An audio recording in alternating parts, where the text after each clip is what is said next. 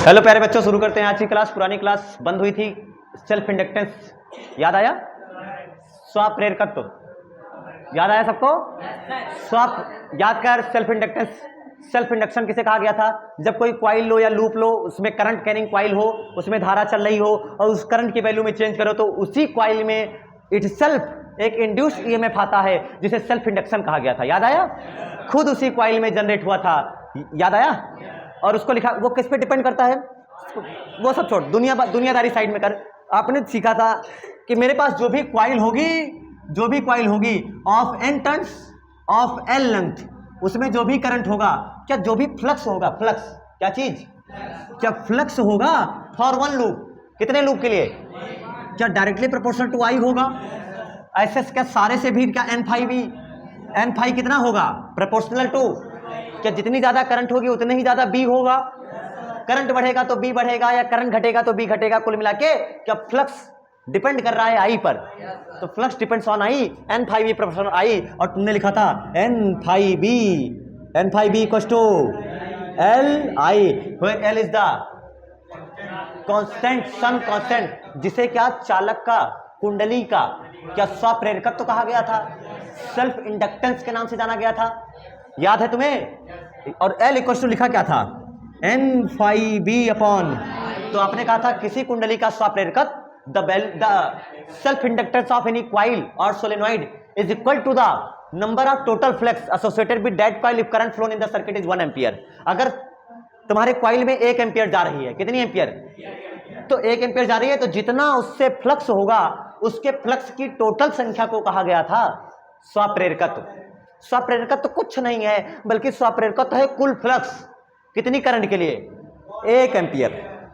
1 ampere के लिए कुल फ्लक्स को स्वप्रेरकत्व कहते हैं, सेल्फ इंडक्टेंस कहते हैं। जैसे किस लेटर से लिखा गया? एल से। क्या L depends on phi B, flux पे डिपेंड करेगा? क्या L depends on I? L depends on I पे डिपेंड करेगा? इन सब पे डिपेंड करता है? क्या एल कांस्टेंट होता है? तुमने दूसरी चीज पढ़ी थी कि सर इसमें जो इंड्यूस ईएमएफ आएगा, क्या चीज, इंड्यूस ईएमएफ, वो करंट पे डिपेंड करेगा या करंट के चेंज पर? करंट के, केवल करंट के चेंज पर। क्या चेंज होने का टाइम भी साथ में देखा जाता है कि कितनी टाइम में चेंज हुआ। सोच, तुमने एक क्वाइल ले लिया और उसमें करंट 0 से 1 एम्पियर करा 6 साल में, कितना ईएमएफ आया पता नहीं, बट तुमने किया 0.00001 सेकंड में करंट चेंज किया 0 से 1 एम्पियर, क्या बहुत तगड़ा चेंज आया?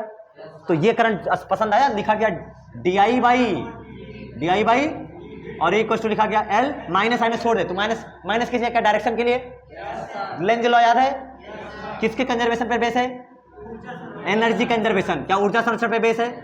एल डी आई बाई, ये एल क्या चीज है? क्या ये एल एक ही चीज है? एल है जो कि क्या एल कैसे लिखा गया? दूसरा चीज स्वप्रेरकत्व तो कहते हो, self E upon D I by D T. ये दूसरा फार्मूला आया हमारे लिए एल का। एल का हमारे पास 2 formula, N phi B upon I which is most important for you, और क्या दूसरा भी फार्मूला आया? एक डेफिनेशन यहां से बताया, दूसरी डेफिनेशन यहां से सुन। यहां माइनस रहता है बट माइनस हटा दो, न्यूमेरिकल वैल्यू ओनली ली जाएगी, ठीक है, केवल मैग्नीट्यूड। व्हाट इज स्वप्रेरकत्व? सेल्फ इंडक्टेंस क्या है? किसी कुंडली का स्वप्रेरकत्व, सेल्फ इंडक्टेंस, उसमें बना इंड्यूस्ड ईएमएफ के बराबर होता है, जबकि D I by D T कितना हो? 1। इफ यदि D I by D T is 1 ampere per second, 1 ampere per, अरे डी आई क्या एम्पियर है और डी टी क्या सेकंड है?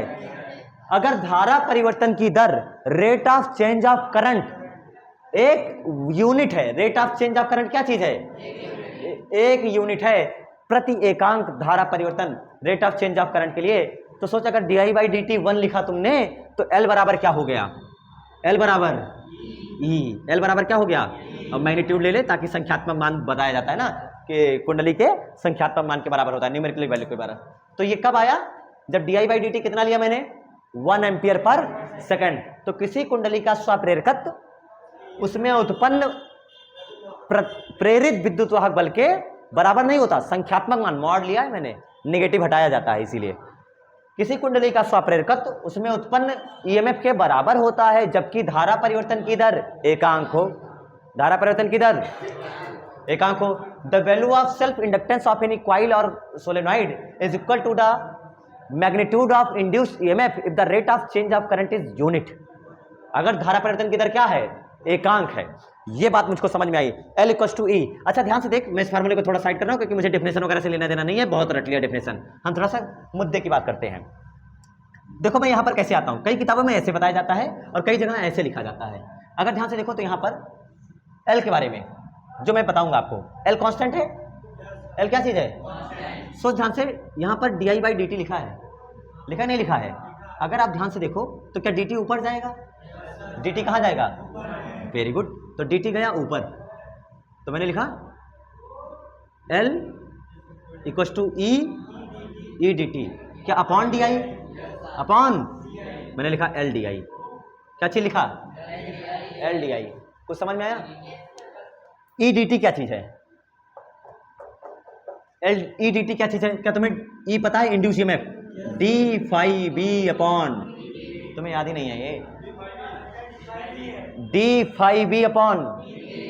तो ई डी टी क्या है? ई डी टी क्या चीज है? तो एल डी आई बराबर आया डी फाई बी, इंटीग्रेशन लगाएगा तो क्या लिखा जाएगा? क्या ये टोटल फ्लक्स? ये क्या चीज है? अरे इंटीग्रेशन लगाओगे टोटल फ्लक्स लिखोगे ना, that is phi total is equal to L total current L I, phi total is equal to L I. वही तो लिखा है। तुम यहां से भी यहां जा सकते थे, तो तुम चाहते तो ऐसे घूम के यहां पर आते, चाहते तो तुम ये वाला पढ़ अलग से, ये वाला पढ़ अलग से, तुम्हारे ऊपर डिपेंड करता है तुम कौन सी खोपड़ी ज्यादा अच्छी पसंद करते हो। क्या दोनों सेम ही चीजें तो है? अलग अलग चीजें क्या? What is EDT? ईडीटी क्या चीज है? क्या ईडीटी तुम्हारा कुछ नहीं है? क्या फ्लक्स है? ईडीटी क्या है तुम्हारा? फ्लक्स है। इसीलिए फ्लक्स की यूनिट लिखा था तुमने वोल्ट इंटू सेकेंड। फ्लक्स की यूनिट क्या लिखी थी? यहां पर जो मजे की बात ये याद रखना है कि क्या ये L हमारे पुराने एलिमेंट्स जैसा ही है, जैसे हमने एक बार पढ़ा था करंट इलेक्ट्रिसिटी में रेजिस्टेंस। करंट इलेक्ट्रिसिटी में क्या पढ़ा था? प्रतिरोध पढ़ा था। विद्युत धारा में प्रतिरोध पढ़ा था। और क्या इलेक्ट्रिक पोटेंशियल एंड कैपेसिटेंस में क्या कैपेसिटर पढ़ा था? कैपेसिटर क्या 11 से लिखा था? कैपेसिटर कैसे लिखा था? और रेजिस्टेंस का कांटा से लिखा था। ये C ये R, और क्या आज नया मिला, जो मिला स्प्रिंग, जो मिला क्वाइल, जिसको लिखा मैंने किस लेटर से? L। सर्किट के 3 एलिमेंट मिल चुके हैं। कांग्रेचुलेशंस, आप तीनों एलिमेंट से रूबरू हो चुके हो। तीनों कैपेसिटर क्या चीज? कैपेसिटर संधारित्र, रजिस्टर प्रतिरोध, इंडक्टर प्रेरकत्व। इंडक्टर तीनों नाम मिल गए। क्या C डिपेंड करेगा Q अपान V पर? C डिपेंड करेगा Q अपान V पर? क्या R डिपेंड करेगा V अपान I पर? L डिपेंड करेगा N phi V upon I पर? ना N phi V upon I पर डिपेंड करेगा और ना ही E upon D I by. दोनों फार्मूला तुम्हें याद होना चाहिए, ये वाला भी और ये वाला भी। चलो L के बारे में, क्या L is independent of everything? क्या डिपेंड करेगा डायमेंशन पे? किस पे डिपेंड करेगा? C डिपेंड करता था डायमेंशन पे, R डिपेंड करता था डायमेंशन पे, तो L भी वैसा ही है। किस पे डिपेंड करेगा? ऑलवेज पॉजिटिव होंगे, निगेटिव भी हो सकते हैं। ऑलवेज पॉजिटिव है, नेगेटिव भी हो सकते हैं। क्या C हमेशा पॉजिटिव था? R हमेशा पॉजिटिव था, इसलिए L भी जिंदगी भर पॉजिटिव ही होगा। सोच, इसीलिए मैंने L बराबर मॉड ही लिखा था। L बराबर क्या लिखा था? क्योंकि हमेशा न्यूमेरिकल वैल्यू ली जाती है, ये हमेशा पॉजिटिव रहने वाले हैं। क्या डिपेंड करेगा मटेरियल के ऊपर? कौन सा मटेरियल है, कौन सा मटेरियल भरा गया, किस मटेरियल का वायर लिया, किस मटेरियल से कॉइल बनाया है। क्या डिपेंड करेगा नंबर ऑफ टर्न्स पे? तुम लोग बहुत तेज हो गए हो मेरे ख्याल से। चलो मेरा अगला सवाल। सारी चीजें याद हो गई? सब चीजें याद हो गई? यूनिट बना, यूनिट L का यूनिट, L का यूनिट। सोच ऊपर क्या है? फ्लक्स। ऊपर क्या है? ऊपर क्या है? फ्लक्स। अगर ऊपर फ्लक्स है बेटा तो क्या यूनिट बना वेबर पर एम्पियर? वेबर पर, बहुत अच्छा। इधर बना, इधर बना, इधर यूनिट बना। क्या ऊपर है वोल्ट? ऊपर क्या है? ठीक, बहुत अच्छा। इनटू, अरे वोल्ट इंटू dt ऊपर गया ना, वोल्ट इंटू बटे, वेरी गुड, समझ में आया? दोनों यूनिट अच्छी लगी। अच्छा, वोल्ट बटे एम्पियर भी कुछ होता है, वोल्ट बटे एम्पियर क्या रेजिस्टेंस होता है, तो क्या ओम इंटू सेकेंड भी यूनिट हो सकती थी, ओम इंटू। अब मुझे बताओ, इसकी यूनिट कूलाम पर वोल्ट, इसकी यूनिट, तो दूसरा बोल फैरेड, इसकी यूनिट वोल्ट पर, तो दूसरा बोल, इसकी यूनिट ओम इंटू वेबर बटा, तो दूसरा इसका भी तो होगा, दूसरा इसका होगा कि नहीं होगा। इसका जो दूसरा यूनिट है साइंटिस्ट के नाम पर रखा गया है जिनका नाम है हेनरी, क्या नाम है, तो वेबर बटा एम्पियर को वोल्ट इंटू सेकंड बटे एम्पियर को या ओम इंटू सेकंड को रिप्लेस करा गया यूनिवर्सल यूनिट से जिसका नाम है हेनरी। क्या चीज, अब तुम अपने केमिस्ट्री वाले हेनरी को याद करो, याद आया, वही हेनरी है ये, जिसको लिखा जाएगा एच से, किस लेटर से, फैरेड को एफ से, ओम को ओमेगा से, तो हेनरी को किस लेटर से, यूनिट हमने लिख दिया। डायमेंशन आप लोग बना के लाओगे घर से, डायमेंशन बन जाएगी ना, note down what ever you can note down, बाकी मिटाना जाए ना, क्या नोट डाउन करते, वेबर बटे एम्पियर, नई यूनिट लिखोगे और अच्छी यूनिट लिखा तुमने हेनरी, बाकी सारी चीजें सेम ही है, सबको पता है कि हाँ सर सेम चीजें हमारे पास है।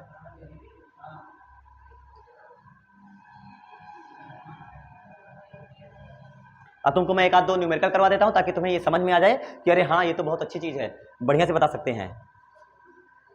मिटा रहे, अरे बस करो यार,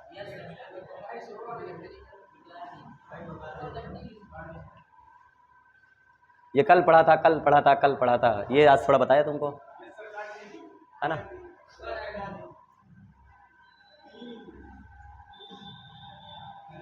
कल सारी बातें पढ़ाई गई थी ना, याद है, बस यूनिट वगैरह छूट गया था तुमसे, है कि नहीं है, यूनिट ही तो छूटा था।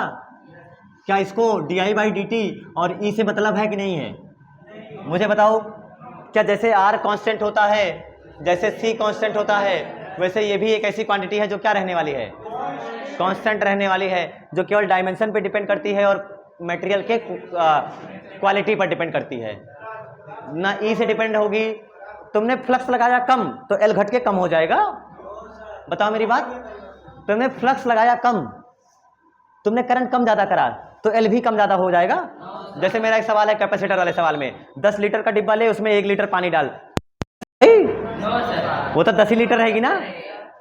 तो ये किस पे डिपेंड करती है, शेप एंड साइज पर, डायमेंशन पे डिपेंड करती है, किस पर, और मटेरियल की क्वालिटी पर। चलो अब आपके पास न्यूमेरिकल आपके सामने आता है, आपको बताना है कोई आपके पास लूप कुंडली ले ले, सोलेनॉइड, क्या चीज, टॉपिक का नाम है self inductance of long solenoid, long Sole movie याद आ गई। एक लंबी परिनालिका का स्वप्रेरकत्व, एक लंबी परिनालिका का स्वप्रेरकत्व, टॉपिक का नाम है self inductance of a long solenoid, एक लंबी परिनालिका का स्वप्रेरकत्व। चलो देखो, सबसे पहले वो लंबी परिनालिका बनाई जाए, हाँ तो बताओ ना, मुझे पता थोड़ी है। चलो कितनी लंबाई ले ले, नंबर ऑफ फेरे एन, कैपिटल एन टर्न्स है, करंट कितनी चल रही है आई, करंट कितनी चल रही है, इसकी रेडियस ये स्मॉल आर या स्मॉल ए जो लिखना चाहो, स्मॉल आर, ओके, रेडियस क्या होगा इसकी, सारी बातें क्लियर है मुझे। क्या सोलेनॉइड कुछ ऐसा जैसा होगा मार्कर के ऊपर बहुत सारे तार लपेट दिया जाए, क्या जो सोलेनॉइड की रेडियस होगी वो मार्कर के रेडियस के बराबर होगी, तो उसकी रेडियस कितनी लिखी गई, what is R, R is the resistance, internal resistance, क्या R is the radius, R is the radius of solenoid, बहुत अच्छी बात है। अब मुझे बताना, इसमें एक चीज तुम्हें पता है, स्मॉल एन, सबको पता है स्मॉल एन, कैपिटल एन बटा एल, बहुत अच्छी बात है। चलो मुझे क्या बताना है इसमें, क्या बताना है इसमें, सेल्फ इंडक्शन, इंडक्शन नहीं सेल्फ इंडक्टेंस, क्या मुझे एल पता करना है, तुम्हें एल का फार्मूला याद है? एल का formula E upon D I by, तुम्हें ई पता है? तुम्हें ई पता है? D I by D T पता है? छोड़ छोड़ दे। दूसरा फार्मूला एल का एन फाइव ई अपॉन, क्या मुझे एन फाइव ई में आई पता है? क्या एन फाइव ई में एन पता है? क्या फाइव ई बराबर बी ए होता है? क्या बी मैं सोलेनॉइड के अंदर बता सकता हूं? Mu naught N I, mu not, तो सबको तो पता है। क्या मैं सोलेनॉइड का एरिया बता सकता हूं? कितना बताऊंगा? Pi R. अरे तो मुझे लगता है L equal to N five E upon I सबसे अच्छा फार्मूला है। तो एल इक्वल टू लिखा गया क्या सबसे पहला? एन फाइव ई अपॉन, तो मैंने पहले सबसे पहले कैलकुलेट करता हूं 5e, क्योंकि मुझे फार्मूला पता है L equal to N 5e upon I. Formula आसान है, एक ही फार्मूला है जो मुझे याद रखना है बस। चलो लिखो, पहले मैं बताता हूं 5 इक्वल टू क्या होता है? बी डॉट एक काम कर, पहले बी लिखा, बी बता, म्यू नॉट एरिया बता सोलेनॉइड का, जो मुझे पता था। अब मैं लिखता हूं 5e, क्या चीज? 5e कैसे लिखूंगा? बी ए मतलब mu naught N I into pi R square. आसान था। अब मुझे 5e पता चल गया कि टोटल फ्लक्स है n5e, तो मैंने लिखा L, मैंने क्या लिखा? जो कि n5e अपॉन आई। सोच n ही रहेगा, 5e कितना? Mu naught N I pi R upon, क्या आई से आई चला गया? L कितना आया?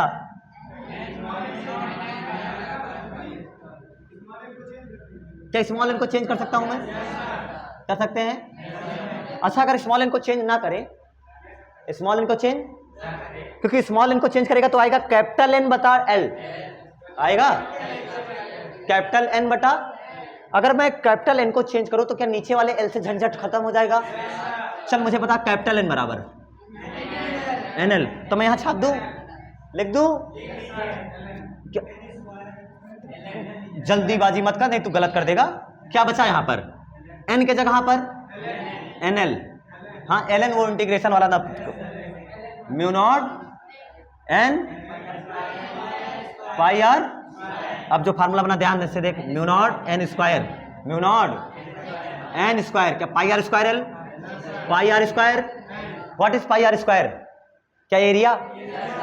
ध्यान से देख, पाई आर स्क्वायर इंटू, ये क्या चीज है? पाई आर स्क्वायर इंटू एल, क्या चीज है?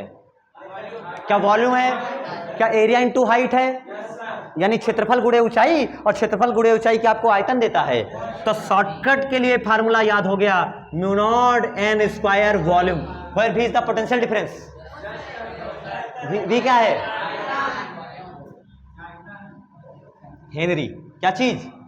बट रुक, कितनी जल्दी क्यों रहता है तुम लोग को, तुरंत बताने लगे। सुन ध्यान से, क्या ये फार्मूला दूसरा भी हो सकता था जो तुम लोगों ने पहले बताया था मुझको कि सर मैं कैपिटल एन को ना चेंज करूं, मैं स्मॉल एन को चेंज करूं, ना चेंज करूं? तो जो दूसरा फार्मूला बन सकता था, जो मैं ध्यान ना दूं, फिर भी अगर मैं थोड़ा सा देखना चाहूं तो क्या बनेगा? एल इक्वल टू, सब लोग बताओ, म्यू नॉट बड़ा N square pi R square, क्या चीज? पाई आर स्क्वायर अपॉन, ये भी मुझे याद रखना हो सकता है। यहां आप एरिया लिख सकते हो, एरिया अपॉन लेंथ, बट तुम इसको ना याद रखो। तुम्हारे लिए सबसे सस्ता वाला क्या है? नोट कर। Now the next topic is self inductance of circular loop. एक वृत्ताकार कुंडली का स्वप्रेरकत्व बताना है। तो वृत्ताकार कुंडली ले लिया जाए, कितनी त्रिज्या का? आर रेडियस का। ये मेरे से सर्कल कैसे गड़बड़ हुआ बेटा? तुम लोग तो जानते हो मैं सर्कल एक्सपर्ट हूं, नहीं हूं क्या? कितने लोग जानते हैं? जो नहीं जानते वो आप देख लें, और नहीं बनेगा तो मुंह बंद रखना। रेडियस, नंबर ऑफ फेरे एन, नंबर ऑफ फेरे, और करंट चल रही है आई। फील्ड बताओ, फील्ड बता। अरे क्या तुझे इसका एल पता करना है? अरे क्या पता करना है तुझे? इसका एल पता करना है। और एल पता करने के लिए तुम मुझे बताओ, क्या एल का फार्मूला होता है n5b upon I, n5b upon. बहुत अच्छा। अब तो मुझे बताओ यहां पर फील्ड कितनी होगी? सेंटर पे फील्ड तुम्हें आती है लिखना, B बराबर म्यू नॉट आई के एन आई, आई के एन आई एन आई, क्योंकि इस बार एक फेरा थोड़ी है, एन फेरा है, तो mu naught N I upon 2 pi R, 2 pi R, 2 pi R. Pi किस में होता है? क्या लंबी सीधी तार में? इनफाइनाइट लॉन्ग लेंथ की। बहुत अच्छी बात, बी पता लग गया। एक और चीज पता करना है मुझे, ए एरिया। बता मुझे एरिया क्या लिखूं? पाई आर, क्या चीज?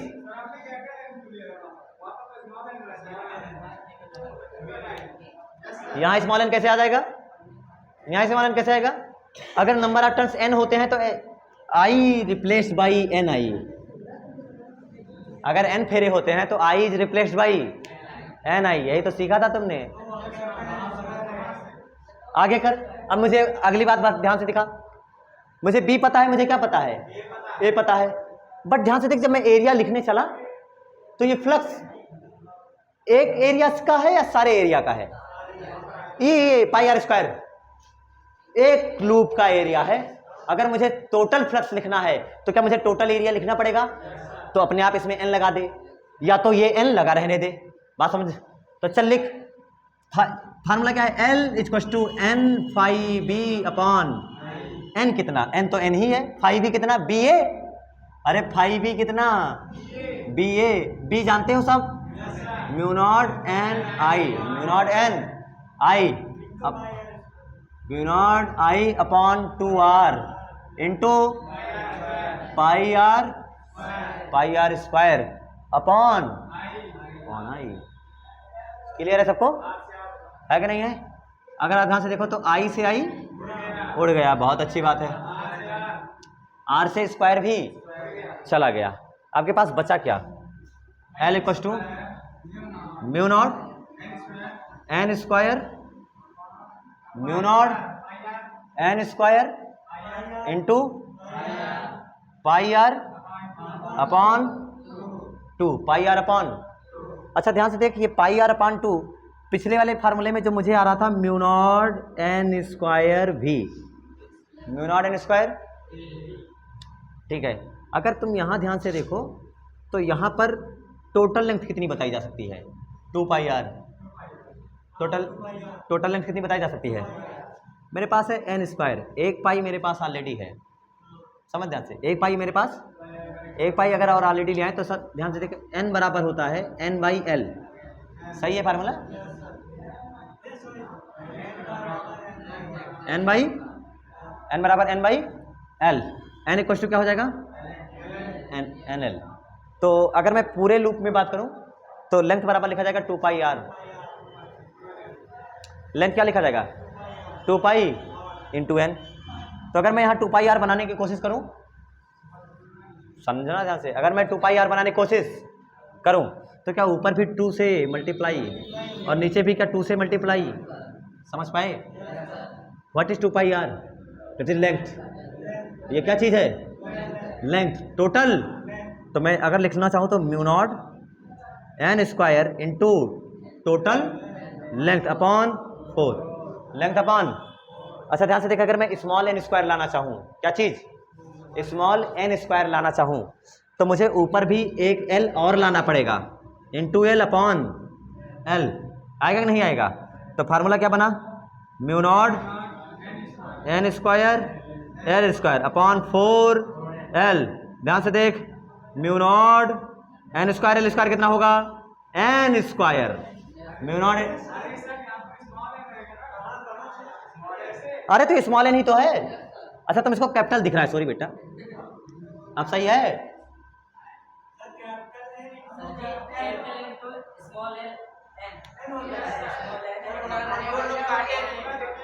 अरे कितनी बड़ी गलती हो रही है। कैपिटल एन बराबर होता है स्मॉल एन इंटू एल, और वही तो मैं एरर कर रहा हूं, यहाँ पर एल से मल्टीप्लाई हो रहा है। इसका मतलब है कुछ तो गड़बड़ है, और पूरी गड़बड़ क्या है? स्मॉल एन के साथ एल का मल्टीप्लाई होना चाहिए, यानी ये मेरा सही है। छोड़ छोड़ छोड़, यहाँ से छोड़, ये बेटा गलत ही हो गया यार, कहाँ चला गया था ये? एरर बहुत बड़ी हो गई थी। अच्छा बात तुम लोगों ने ध्यान दे दिया कि सर स्मॉल एन के साथ एल है। नीचे कितना है फार्मूला?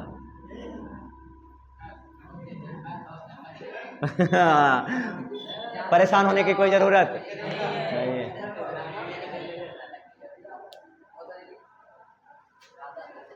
उतारो।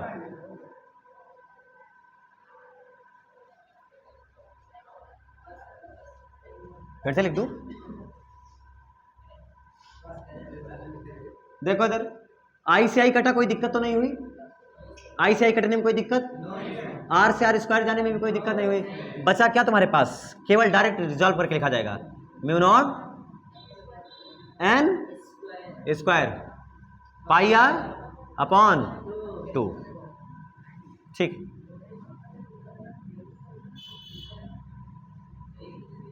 सही है ना? फिर भी मुझे खुराफात सूझ रही है, मैं करूं, मेरा मन कर रहा है।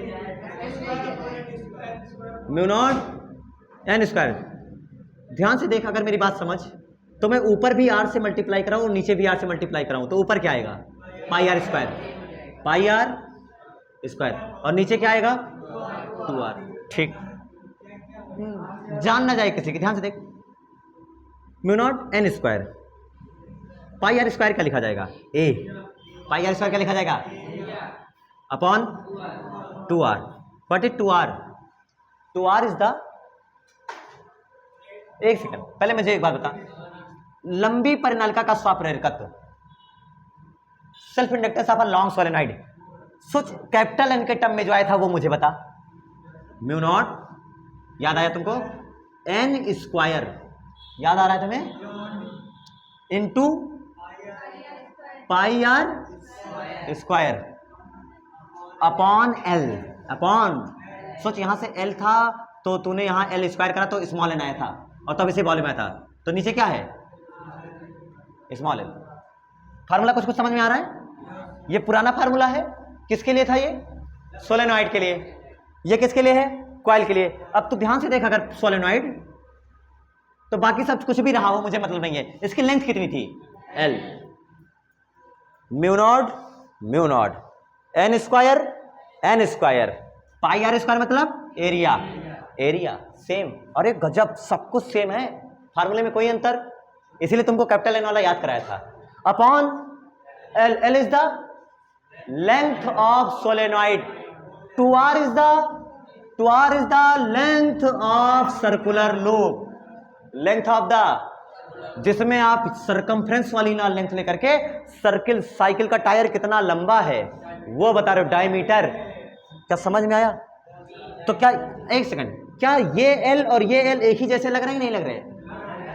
तो फार्मूला हुआ mu naught N square area बटे लेंथ, जो वहां था वही यहां है, इसलिए एल कांस्टेंट रहता है, depends on the dimensions A R. Mu naught, क्या सोच, अगर मीडियम आएगा तो क्या म्यू नॉट के साथ म्यू आर चिपक जाएगा? तो क्या डिपेंड करेगा मटेरियल पर? कॉमन सेंस उतार। इसलिए तुमको कैपिटल एन वाला फार्मूला भी याद रखना पड़ेगा, ठीक है? और तुम्हें कैपिटल एन का मुझे आसान लग रहा है, mu naught N square into area upon length. Length अगर सोलेनॉइड होगा तो एल, अगर सर्कुलर कॉइल होगा तो लेंथ कितनी होती है? 2r। लेंथ कितनी होती है? तुम्हें ये शॉर्टकट सिखाया था मैंने तुमको कहीं ना कहीं, एम्पियर सर्किटल लॉ, याद कर। क्या चीज? एम्पियर सर्किटल लॉ, जिसके इस पॉइंट पे आपको बताना था, तो आपने बहुत छोटा सा लूप लिया था, याद करो, और उस लूप की इंटीग्रल डीएल तूने लिया था, तो कर लिखा था सर यहाँ से यहाँ तक ज़्यादा ज़्यादा पतला होगा तो 2r ले लूंगा मैं, और शॉर्टकट, जो कि गलत होता है, फिर भी तूने प्रूफ किया था। उस समय बताया था कि लेंथ कितनी ली जाती है अगर ऐसा सर्कल हो जाए तो? 2r, वो लेंथ यहाँ काम आती है, ठीक है? आज के लिए इतना ही, मिलते हैं कल फिर, तब तक के लिए नोट्स बनाते रहिए, रिवीजन करते रहिए, धन्यवाद।